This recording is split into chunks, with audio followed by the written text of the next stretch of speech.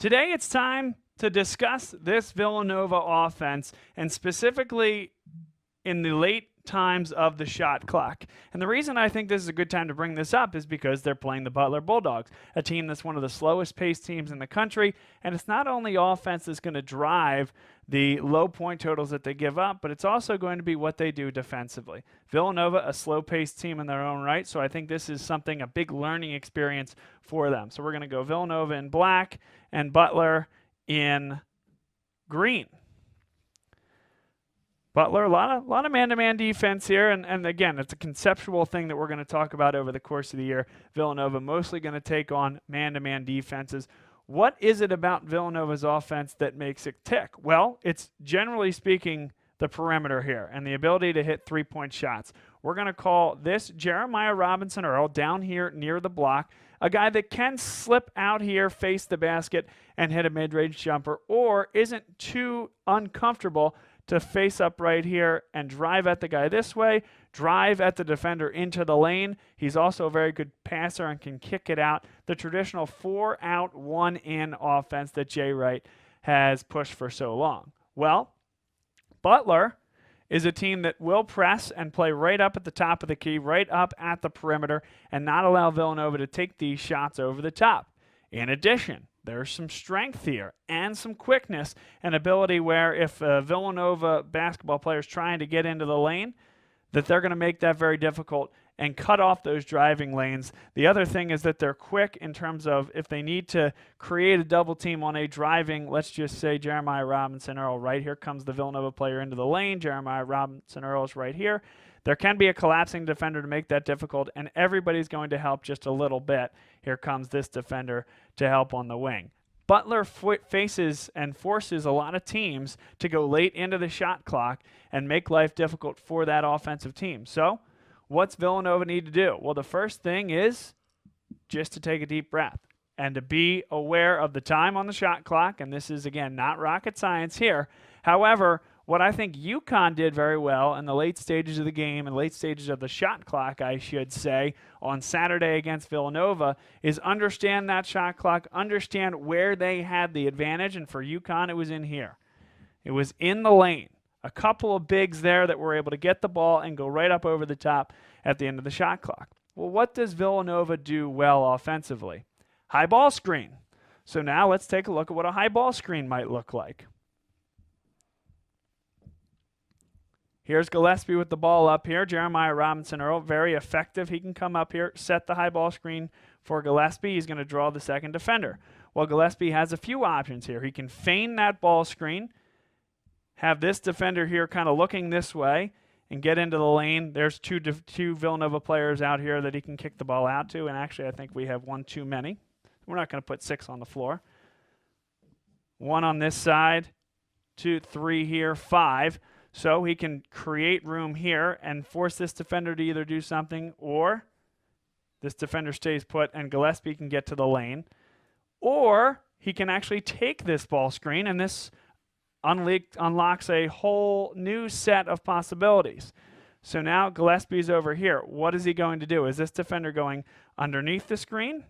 Is he going over top of the screen, or are they switching? Well, let's attack each individually. Let's say that the defender goes underneath the screen. So here comes Robinson Earl, sets the screen here. Defender. Here's the defender for Robinson Earl. Gillespie comes here. Defender underneath the screen. Gillespie near the end of the shot clock can shoot the 3. Or can kick it out here and try to get one more look. But I think Gillespie at that point, your primary ball handler, a guy that if he has the pull up, and the defender's going underneath the screen, you're going to want him to take that, especially in the later stages of the shot clock. Okay, so let's say that this defender fights over top of the screen. Well, now it's about Jeremiah Robinson Earl setting a really strong one. And so Colin Gillespie can still, if it's a good screen, take the 3.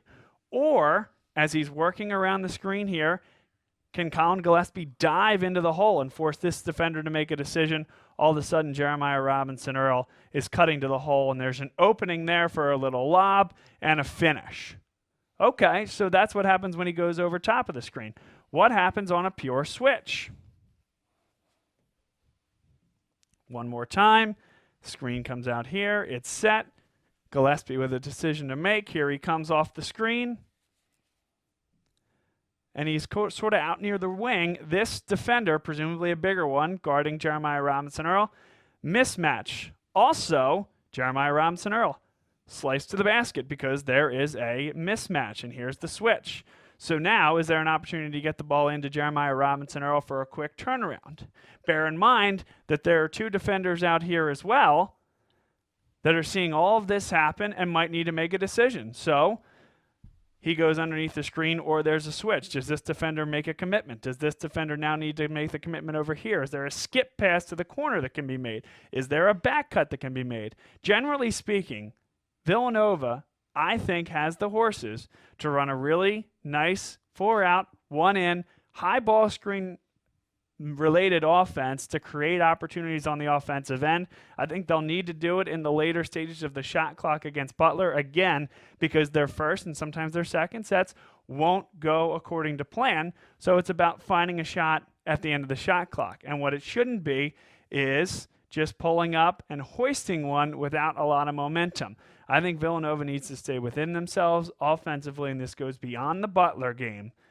But to be able to run fluid offenses just as comfortably in the first 15 seconds of the shot clock as they do in the final 10, final 8, final 6 seconds of the shot clock. And I think that's what's going to allow them to be successful. Again, they have a positionless style team, something that allows them to be successful. And again, if guys like Jermaine Samuels, guys like Sadiq Bey, guys like Cole Swider, and even Jeremiah Robinson-Earl can stretch the floor out to the three-point line and knock down threes, that gives Colin Gillespie, the primary ball handler for this team, so much more to work with and a much more comfortable point guard position, able to distribute, and of course, to knock them down and get the open looks they need to win these basketball games. So keep an eye out for the high ball screen, not just against Butler, but over the course of the year.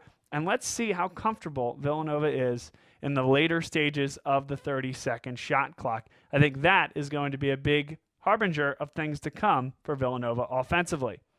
So that's our V's and O's segment here today. We'll return to the studio, talk a little bit more about the games upcoming, Butler and then Providence on the road this Saturday for Villanova.